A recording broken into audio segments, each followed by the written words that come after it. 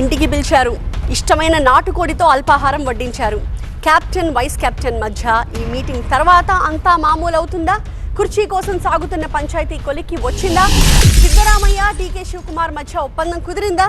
బెంగళూరులో రెండవ breakfast meeting సంగతి ఏంటి? సీఎం కుర్చీ వివాదంపై సిద్ధరామయ్య ఈ మీటింగ్ తర్వాత కీలక వ్యాఖ్యలు చేశారు. హైకమాండ్ ఎప్పుడు నిర్ణయిస్తే అప్పుడు డీకే శివకుమార్ సీఎం అవుతారు అన్నారాయన. ఢిల్లీ నుంచి మాకేమీ పిలుపు రాలేదు, పిలిస్తే వెళ్ళి కలుస్తామని చెప్పారు. ఇద్దరం కలిసి రేపు కేసీ వేణుగోపాల్ని కలుస్తామంటున్నారు సిద్ధరామయ్య. రాహుల్తో చర్చించిన తర్వాత కేబినెట్లో మార్పులుంటాయన్నారు సిద్ధం. ఇవాళ కూడా అసెంబ్లీ సమావేశాల నిర్వహణపై చర్చించాము. కర్ణాటక సమస్యలపై ఈ నెల 8న కాంగ్రెస్ ఎంపీలతో చర్చిస్తామని చెప్పారు. ప్రతిపక్షాన్ని అందరం కలిసే ఎదుర్కొంటామంటున్నారు సిద్ధు. కాంగ్రెస్ ఎమ్మెల్యేలంతా ఐక్యంగానే ఉన్నారని మరొక్కసారి స్పష్టం చేశారు Siddaramaiah. After the breakfast,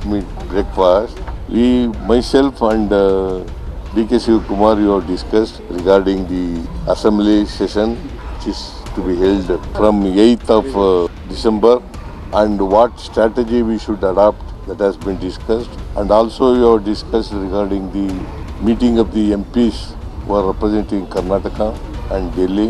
So it was decided that we should call a meeting of the MPs on 8th of December. So we will discuss in the meeting the issues. So far no communication. Sir, if they call us, we will definitely go in a function where both of us are invited. We will face the opposition. ನೋಡ್ರಿ ಕೇಳಪ್ಪ, ಇಲ್ಲಿ ಮೊನ್ನೆನೇ ಚರ್ಚೆ ಮಾಡಿದ್ದೀವಿ. ಹೈಕಮಾಂಡ್ನವರು ಏನು ಹೇಳ್ತಾರೆ ಅದರಂತೆ ನಡ್ಕೋಬೇಕು ಅಂತ ಹೇಳಿದ್ದೀವಿ. ರಾಹುಲ್ ಗಾಂಧಿ ಏನು ಡಿಸಿಷನ್ ತಗೋತಾರೆ ಅದರಂತೆ ನಡ್ಕೋಬೇಕು ಅಂತ ಮೊನ್ನೆನೇ ಚರ್ಚೆ ಮಾಡಿದ್ದೀವಿ. ಇವತ್ತು ಅದನ್ನೇ ಚರ್ಚೆ ಮಾಡಿದ್ದೀವಿ.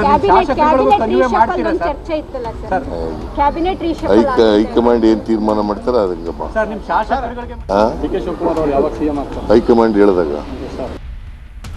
సో మా ప్రతినిధి గోపీకృష్ణ మనకి లైవ్ లో కనిపిస్తున్నారు. గోపీకృష్ణ, సెకండ్ బ్రేక్ఫాస్ట్ మీట్ కూడా కంప్లీట్ అయిపోయింది. ఇన్ఫాక్ట్ ఇదే ఆఖరిదేమో అని అనుకోవచ్చా?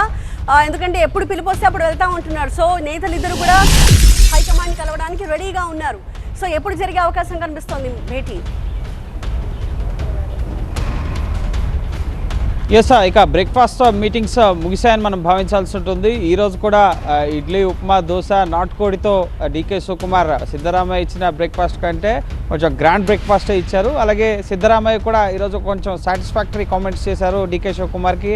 హైకమాండ్ ఎప్పుడు నిర్ణయం తీసుకుంటే అప్పుడు డీకే శివకుమార్ సీఎం అయిపోతారని చెప్పి మీడియాతో ఆయన మాట్లాడారు. సో వాళ్ళ డిస్కషన్స్లో ఇంటర్నల్గా ఇటు అసెంబ్లీ సమావేశాలు, అలాగే బీజేపీ జేడీఎస్ అవిశ్వాసాన్ని ఏ విధంగా ఎదుర్కోవడం, అలాగే ఢిల్లీ వెళ్ళడం, అధిష్టానాన్ని కలవడం, సో ఈ అంశాలు కూడా చర్చకు వచ్చాయి. సో డిసెంబర్ 8 నుంచి కర్ణాటక అసెంబ్లీ సమావేశాలు జరగబోతున్నాయి కాబట్టి వీళ్ళ మధ్య ఉన్న ఐక్యత తగ్గింది, చీలిక వచ్చింది. కర్ణాటక కాంగ్రెస్ రెండుగా చీలిపోయింది. పవర్ షేరింగ్ పంచాయతీలు, నాయకత్వ మార్పులు ఇవన్నీ నడుస్తున్నాయి కాబట్టి అవిశ్వాసం అంశాన్ని తెర మీదకి తీసుకొచ్చాయి బీజేపీ జేడీఎస్. సో అటువంటి అవకాశం లేకుండా మేము చాలా ఐక్యంగా ఉన్నాం, సఖ్యతతో ఉన్నాం, కర్ణాటక అభివృద్ధి, సుపరిపాలన ముందుకు తీసుకెళ్లేందుకు కలిసి పనిచేస్తాం అన్న సంకేతాలు ఇచ్చే విధంగా ఈ బ్రేక్ఫాస్ట్ మీటింగ్ సంబంధించిన విజువల్స్ కానీ, ప్రెస్ మీట్లు కానీ ఇవన్నీ కూడా చూసాం. సో నెక్స్ట్ అధిష్టానం వద్దకి ఈ నాయకత్వ మార్పు పంచాయతీ వచ్చే అవకాశం ఉంది. అసెంబ్లీ సెషన్స్ ఎలాగూ జరుగుతాయి కాబట్టి సో ఆలోపు ఈ మంత్రివర్గ విస్తరణకు సంబంధించి ఎటువంటి నిర్ణయం తీసుకోవాలి, ఎప్పుడు నిర్ణయం తీసుకోవాలి అనే అంశాలకు సంబంధించి సోనియా, అలాగే రాహుల్ గాంధీ, ఖర్గేతో ఢిల్లీలో వీళ్ళు సమావేశం కాబోతున్నారు. ఆ మునిపే కేసీ వేణుగోపాల్తో కూడా ఈ క్యాబినెట్ రీషఫిల్ వీటికి సంబంధించి అంటే నాయకత్వ మార్పు అనేది ఇప్పటికిప్పుడు చేసే ముఖ్యంగా పరిస్థితి అయితే లేదు. అధిష్టానం చర్చించే నిర్ణయం తీసుకోవడానికి కొంచెం టైం పడుతుంది. అన్ని అంశాలను బేరీజు వేసుకుని, లాభ నష్టాలను బేరీజు వేసుకుని, సామాజిక వర్గాల వారీగా ముఖ్యంగా కురుబ, ఒక్కలిగ సామాజిక వర్గాలు, అలాగే ఎవరి ముఖ్యంగా ఎమ్మెల్యేల అభిప్రాయాలను కూడా తీసుకుని నిర్ణయం తీసుకోవడం జరుగుతుంది కాబట్టి సో ఇప్పట్లో అప్పుడే నాయకత్వ మార్పుకు సంబంధించి ఫాస్ట్గా అధిష్టానం నిర్ణయం తీసుకుంటుందని మనం భావించే పరిస్థితి లేదు. ఎందుకంటే అధిష్టానం అందరి అభిప్రాయాలు తీసుకున్న తర్వాత మాత్రమే దీనిపైన ఒక నిర్ణయానికి వచ్చే అవకాశం ఉంటుంది. ఆలోపు క్యాబినెట్ రీషఫిల్కి సంబంధించి జనవరిలో జరిగే అవకాశం కనిపిస్తోంది. సో ఇప్పుడు ఢిల్లీకి ముఖ్యంగా నెక్స్ట్ ఎస్ఐఆర్ పైన వ్యతిరేక ఆందోళనలు పార్లమెంట్ లోపల బయట సాగుతున్నాయి. సో రాష్ట్రాల వారీగా ఎస్ఐఆర్కి వ్యతిరేకంగా ఓట్ల చోరీకి వ్యతిరేకంగా సంతకాలని కాంగ్రెస్ పాలిత రాష్ట్రాల్లో సేకరించారు. సో వాటన్నిటిని తీసుకుని డిసెంబర్ 14న ఢిల్లీలో ఒక భారీ ధర్నా కార్యక్రమాన్ని ప్లాన్ చేస్తుంది కాంగ్రెస్ అధిష్టానం. సో ఆలోపే ఇటు ఈ అసెంబ్లీ సెషన్ స్టార్ట్ కాబోతుంది కాబట్టి కర్ణాటకకు సంబంధించి సో అధిష్టాన పెద్దల్ని కలవబోతున్నారు. బీజేపీ జేడీఎస్ని ఏ విధంగా ఎదుర్కోవాలి, అలాగే రాష్ట్ర అభివృద్ధి ఇచ్చిన హామీలను నెరవేర్చడం, గ్యారంటీస్ నెరవేర్చడం, వీటన్నిటికి సంబంధించిన విషయాలతో పాటుగా ఈ నాయకత్వ మార్పుపై కూడా అధిష్టానంతో చర్చిస్తారు. ఆ తర్వాత అధిష్టానం దీనిపైన ఒక క్లారిటీ ఇచ్చే అవకాశం ఉంది. Thank you Gopikrishna.